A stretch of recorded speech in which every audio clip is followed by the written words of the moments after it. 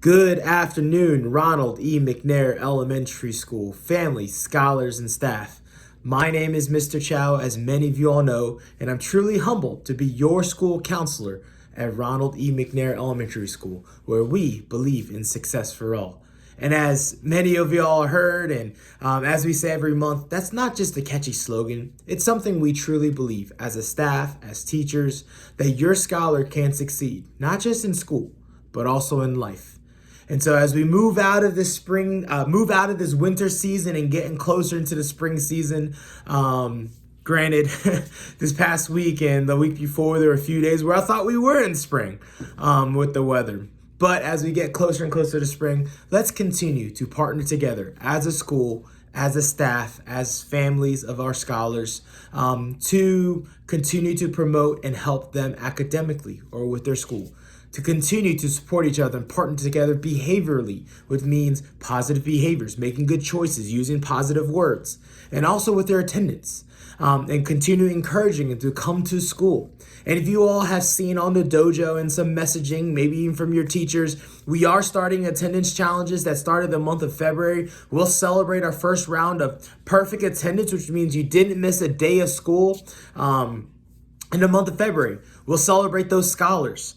One thing I do want to say about that is if your scholar is sick, please send a note or please send a message to your teacher and Miss Allen. And that's something that's very important, just so we also know, hey, your scholar was sick. We can make sure we understand that as well. But for the perfect attendance, that means regardless of the reason, you have to be at school every single day for that month. Now, each of your scholars' classes are competing for a kind of like a class-wide reward. For those, if your scholar is sick, send in a note. It won't count against your class. So even though your scholar won't get the perfect attendance, the reward at the end of the month, which is okay. We have 4 chances. We're doing it February, March, April, May. Even though they won't get that is okay. But also importantly, kind of as like a team, it won't hurt your teachers, or your overall class attendance record, which every class is competing against other classes for class-wide rewards. And so that's something I just want to say and just continue to clarify. So if your scholar's sick, keep them at home. It won't hurt your class's one. It just won't have your scholar be eligible for that month for the perfect attendance. But, that's part of one of those things that we're following really what Guilford County Schools, how they kind of outline their policies as well. And that all being said, ultimately, here's the thing.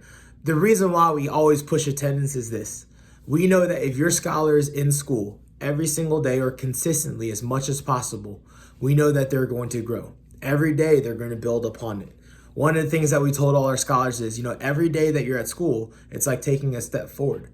But every day you're not at school, it's actually about, based on what they say in data, 2 1/4 day backwards.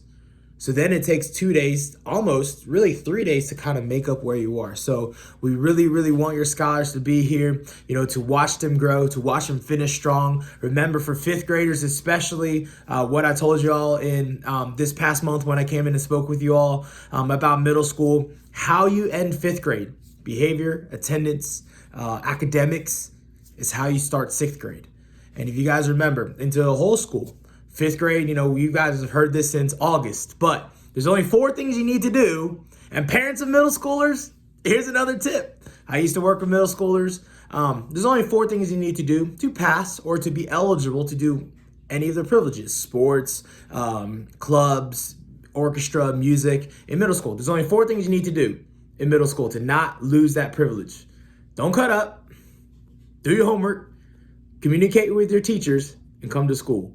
And those 4 things also apply to elementary school at this moment. So that's for the whole school. But I know that was long-winded, but without further ado, let's jump into this month's Chow-Time. If you remember, Chow-Time is a monthly video newsletter where we highlight a trait, a habit, a characteristic that we truly believe can impact your scholar's success, not just in school, but also in life. And so for August, September, we spoke about expectations, where our expectations this year were super high for your scholars, because where there's high expectations, there's growth. Where there's low expectations, there's no growth, or it's just a flat line.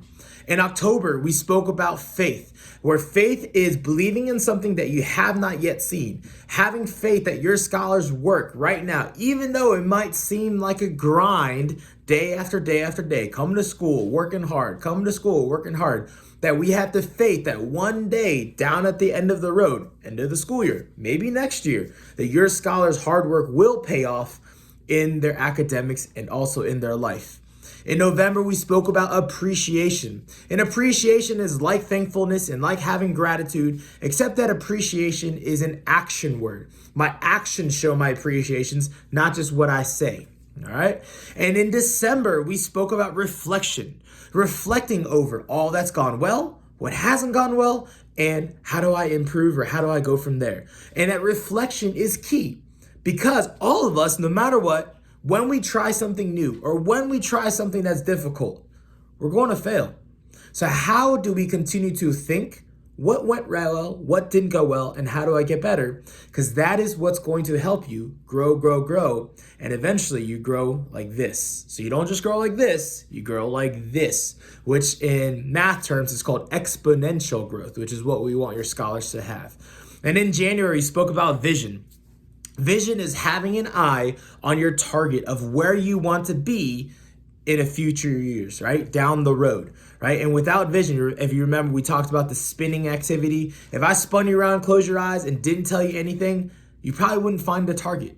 But if I spun you around and I held you there and I started telling you, go left, go right, go straight, go left, go back, go straight. Oh, walk, boom. You can get to your target. Your teachers are your guide in your classroom, in your scholar's classroom. The school is your guide to helping your scholar achieve in academics. And so having a vision of where you want your scholar to be, but also your scholar of where they want to be. And now, without further ado, we jump into February. February, we're going to kind of turn a little bit, but it comes back to this word. To achieve all things, whether it's with expectations, with faith, with appreciation, with reflection, or with vision, we need to have unity, or in other words, togetherness. So togetherness is similar to unity. Togetherness is really just means a partnership. That together we are partnered together to achieve something. Partnership is different than membership, whereas membership, I pay money and I get something. That's like going to Costco or, like a DoorDash membership or something. Whereas togetherness is a partnership where we work together and agree, hey, this is what our expectations are. This is where we want our scholars to get to. This is why we want to do this, right? This is the vision that we have, right? It's a partnership. Togetherness is a partnership where we partner together to work together as a school and as a family to help your scholar achieve. What is it that we want to see your scholar do at the end of the year? Is there something we want to do behaviorally? Is there something we want to do academically? And together means it's not just the school, or the parents. It's got to be together, right? We have to be together. And I spoke about this with your scholars in school. Togetherness is about this, working together towards a common goal. And so really, I know that seems simple, but the key for all that to drive togetherness is together. We need to communicate. We need to talk to each other. We need to make sure that, hey, when something isn't right, that we say something. When something is, hey, my scholar's challenging with this, that we say something. And together as a school and as a family, I know that we can help your scholar achieve, especially for the rest of this year, right? As we move into spring, there's a lot of things that happen on every grade level, but together we can be stronger.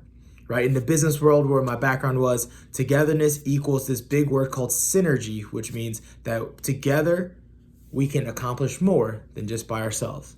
So let's work together as we move into the rest of this spring. I can't wait to see your scholars when we return this upcoming Monday. I hope that you all have had a wonderful weekend, and Chow-Time edition 6 out of 10 is done. And so I hope you guys have a wonderful rest of your weekend, and see you guys Monday. Bye.